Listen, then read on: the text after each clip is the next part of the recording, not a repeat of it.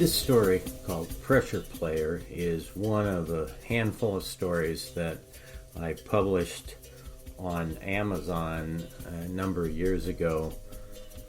I wrote it in 2012, and I thought I'd reprise some of these stories for this podcast. This one is called Pressure Player by Steve Doubt. Mark Harris was just heading out to the hammock when the phone rang. Mark? It was Doug. Hey, pal, can I get a favor? Depends. My golf partner wimped out on me at the last minute, and I've got to make it 10 o'clock tee time. Big matchup. Well, you know I'm always game. Mark looked at his watch. It's 9:15, man. What were you thinking? Well, there was an accident with the other guy. Not pretty. I wouldn't ask otherwise. Where are you?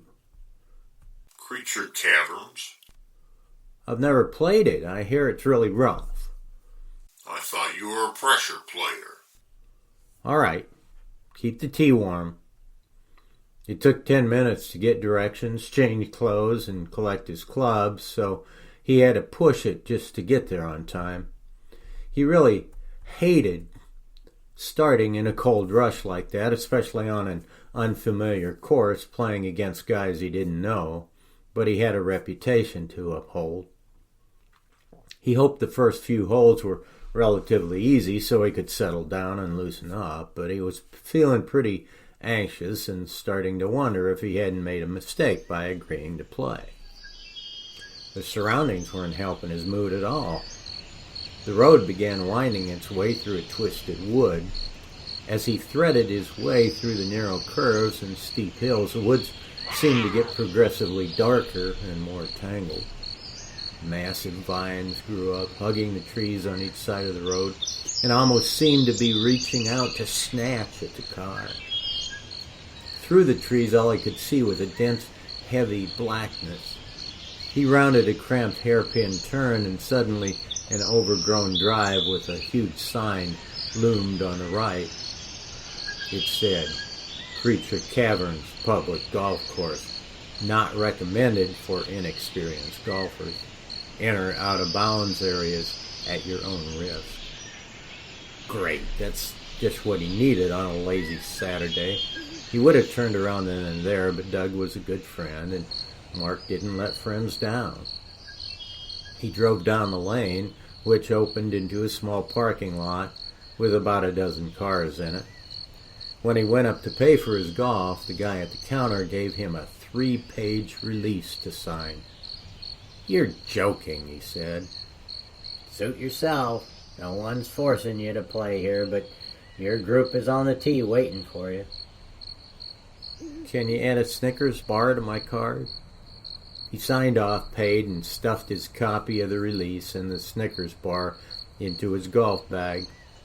When he got to the tee, the starter, a swarthy little fellow with wild punk hair, gave him trouble for not being there earlier.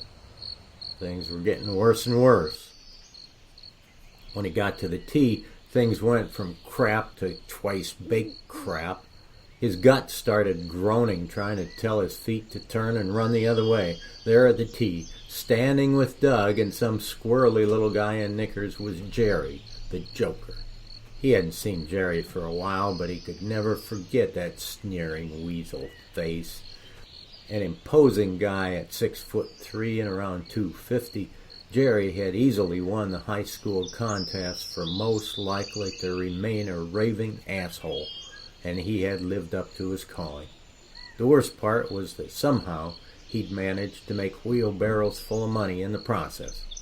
It had been 5 years since he last humiliated Mark, and now there he was, grinning at Mark with that lopsided, sardonic, I'm gonna enjoy screwing you grin of his.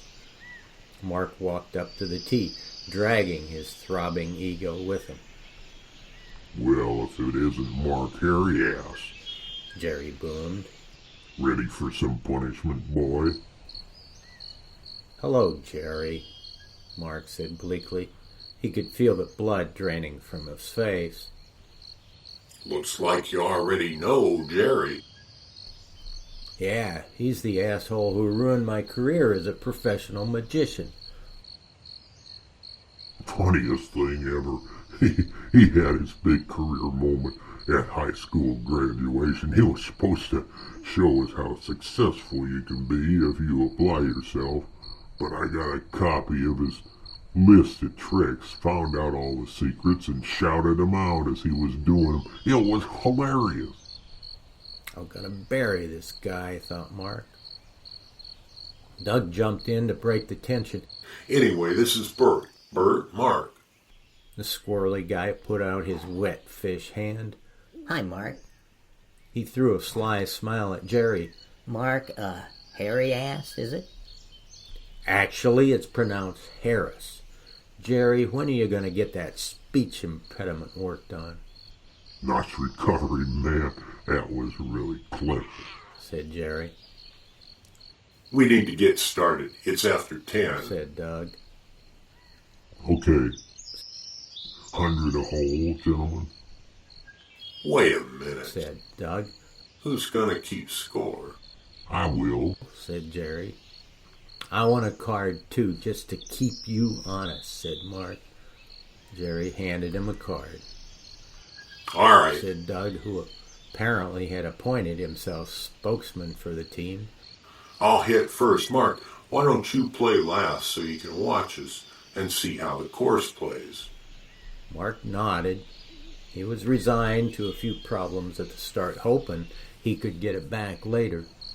At least by going last, he'd have a little time to regain his composure before he hit.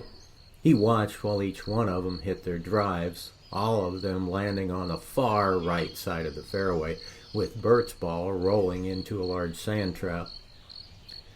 There were out-of-bounds stakes on the left, so that was clearly the trouble area. But as soon as he addressed the ball, he could feel 3 sets of eyes burning into his back. He tightened up on his swing and hit a snap hook, sending it way out of bounds to the left. But he got lucky. The ball hit a big rock and bounced back in, coming to rest 10 yards ahead of everybody else and about a foot inside the stakes. Shit. Said Jerry. Yeah, shit. Echoed Bert. You gonna ride with me? Yes, Doug. No, I'm going to walk a few holes. Mark found that walking, at least first, helped him loosen up and settle into the rhythm of the game.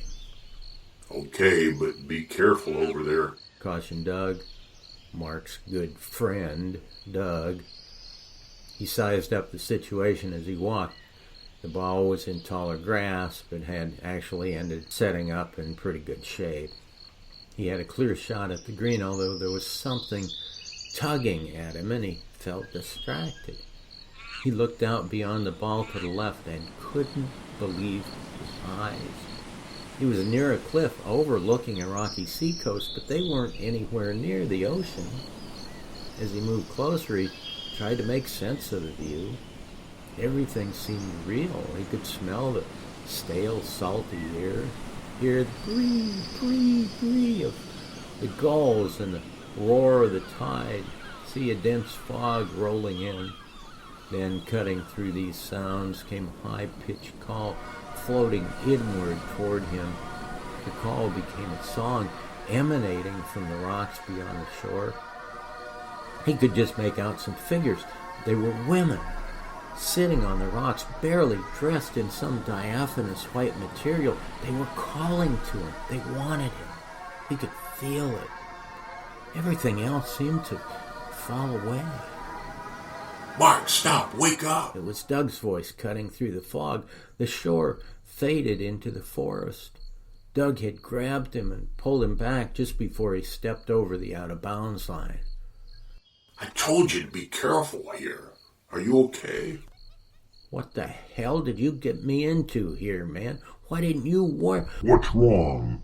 Yelled Jerry from the other side of the fairway. You got a fire over there? I thought I heard sirens. He and Bert started cackling like bloated roosters. Don't pay any attention to them. You'll be okay. You're a pressure player, right? Said Doug. Right. I live on danger, Mark snapped, turning around to line up his approach shot. He rushed it and dropped it into the sand on the right, finishing up with a bogey while everybody else made par. Jerry birdied the second, giving him and Bert the first 2 holes. At the third, Mark's drive was pretty good, but it seemed to disappear after it hit the ground. When he got to it, he saw it had rolled into a shallow depression in the ground, which wouldn't have been a problem, except that the hole was full of snakes. He called out, "Hey, I need a ruling here."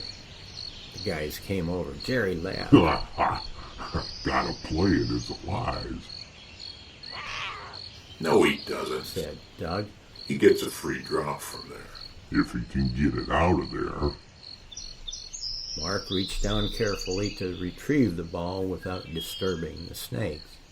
He'd just gotten a good grip on it when one of the snakes got a good grip on him, grabbing his hand hard. Pain shot up through his arm, and he tried to pull away, but the thing was clamped tight.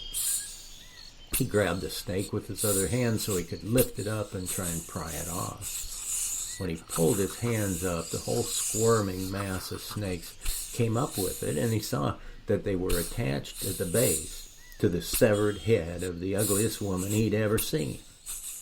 Her mouth was twisted into a horrible grimace, and she was staring at him with glossy black eyes. She hissed. Her gaze was penetrating, and he was transfixed, even as he felt an icy coldness creep up his arm. When he was able to tear his gaze away from those eyes for a second, he saw that his arm was turning ashen gray. All feeling was draining from the area. His eyes snapped back to the face just as he heard a whoop, splash sound, and the head dropped back into the hole.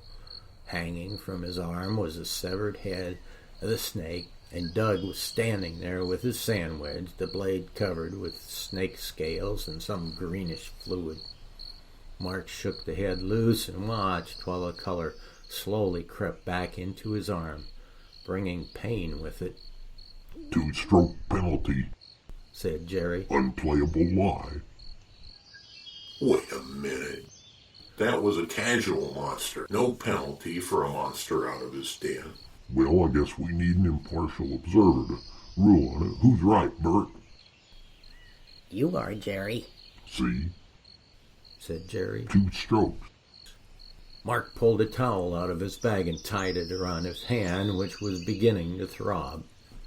As the game continued, the pain sent his already pathetic game spiraling downward. He survived the carnivorous worms and the sand traps, the giant squid and water weird in the pond, the will-o-wisps and brownies in woods, and the troll under the bridge to the island green on number 10. When the T markers on 13 turned out to be the eyes of a brontosaurus that he was standing on, he really started falling apart. At that point, Doug took him aside. Man, you have to get it together. I can't afford this. Well, don't call me at the last minute like that. And you didn't even let me know what I was getting into with this course. I mean, what kind of... All right, I get it. I was desperate, okay? So I need to ask, what kind of accident was that other guy in? Well... Come on. Well, we played a practice round to warm up for these guys, all right? I lost him on the 18th.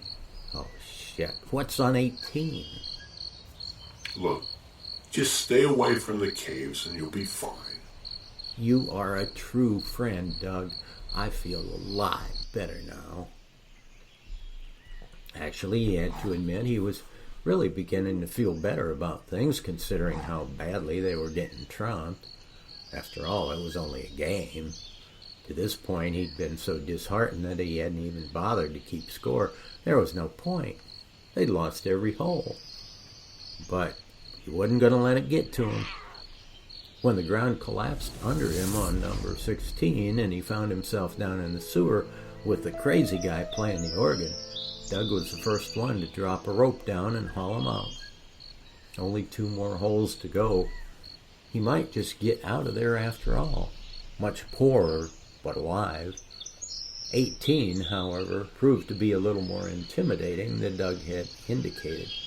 It was a par 5 with a long and narrow fairway, and the caves he was supposed to stay away from lined both sides. Nothing more than 3 long and perfectly straight shots down the middle would get him to the safetiest green. But true to form, for the day, he hit a snap hook off the tee, and it ended up on the left edge of the fairway. It came to rest about 10 feet right of one of the caverns, so he figured he was out of harm's way. And it would have been if the vampire bat hadn't attacked him on his downswing, causing him to slice his 3-wood deep into one of the caves on the right. It wasn't far in, and even though Doug was waving and screaming at him, there was no way he was going to admit defeat by taking a drop. So he took his 7-iron out of the bag and went in to hit the ball. After he stood over the ball, he could even see the flag about 145 yards from where the ball was lying, so he had a good shot at making the green. Then the bats were at him. One of them hit him on the temple and fell to the floor, chattering and screeching. Suddenly the air was filled with them, flying around, hitting his face and shoulders with their spindly bodies and piercing teeth. He ran blindly deeper into the cave. Finally, the furry air became less dense, and the chattering mass of bodies receded into the background. In the silence, he began to hear a steady drip, drip, drip off to his left. On a sudden impulse, he looked up to see an amorphous black mass oozing along the ceiling toward him, dripping acid onto the floor. The black pudding crept after him as he ran down the nearest corridor, past glowing balls floating in the air, and various whites and ghouls. He ran down and down, finally finding himself at a darkened pool. In the middle of the pool was a strangely bent, blind-looking creature, talking to himself. "Excuse me," said Mark, trying to sound lost and innocent. "Can you tell me how to get out of here?" "A riddle it must answer first," it said. "Otherwise she eats it." Didn't sound like much of a choice. "Okay, what's the riddle?" The creature puffed itself up proudly and croaked in an ancient crackle of a voice. "If you can find it, lucky you be. Rare as diamonds, though it be free." "That's easy," he said. "The answer is true friendship." "Clever it is," the creature mumbled. "but she'll live to eat another day, so name your wish." "My what?" "It solved the riddle, so it gets a wish." Oh, how are you at doing magic?" "She knows a spell or two, she does." "2 would be nice," he said. "Can I buy the second one with a Snickers bar?" It turns out the creature was a bit of a chocoholic. Magic in hand, Mark found his way back to the cave entrance and retrieved his 7-iron. When he emerged from the cave, the guys were waiting. "Man, I thought you were goners," said Doug. 2 strokes for delay a game, said Jerry. "Jerry's right," said Bert. "Let me see the scorecard," said Mark. "I want to see if I agree with it," Well, let me see. You guys have lost every hole, said Jerry. "So, what can it hurt to let me look?" Jerry handed over the card. Mark pretended to study it for a moment, then he made the switch and handed back his card. He hadn't done sleight of hand since high school, so he was pretty proud of himself that he seemed to have pulled it off. As soon as Jerry touched that magic card, his face transformed from that infuriating grin into a scowl. The first bit of magic was clearly working. Jerry wheezed. I hope you lost your ball in here. We need to win at least 1 hole. Mark was confident that the second bit of magic had worked as well. "Too late, Jerry. The ball's in the hole for an eagle."